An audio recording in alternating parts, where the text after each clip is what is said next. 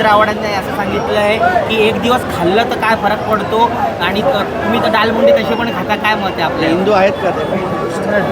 दालमुंडी हा तर आमचा आगरी समाजाचा एकदम हे आहे म्हणजे, आणि ते लोक पण येतात ना, जितेंद्र आव्हाडसारखे लोक पण खायला येतात. पण जितेंद्र आव्हाडांचं कसं माहीत आहे का, आधी श्रीरामांना मांसाहारी ठरवलं, आता श्रीकृष्ण जयंती होती तेव्हा पण मांस खाणार.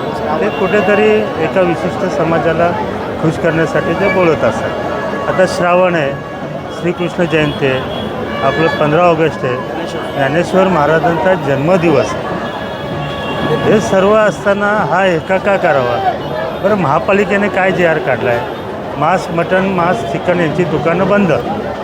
खायचं कोणाला हे केलं आहे त्यांनी खावं ना, त्यांच्या घरात खावं, हॉटेलात जावं, कुठेही जावं. खायचं बंद नाही केलं ना.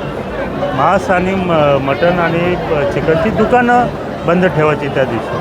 तर एवढं कारण असताना जर त्यांना ते खावंसं वाटतं त्यांच्या सर्व सहकारी पक्षांना, तर मग आता आपण बोलतो सबभूमी गोपालकी आहे, आणि त्या गोपालाच्याच जयंतीला जर मांसाहार करणार, काही ठिकाणी मांस वाटलं गेलं आहे 1000 किलो, 2,000 किलो.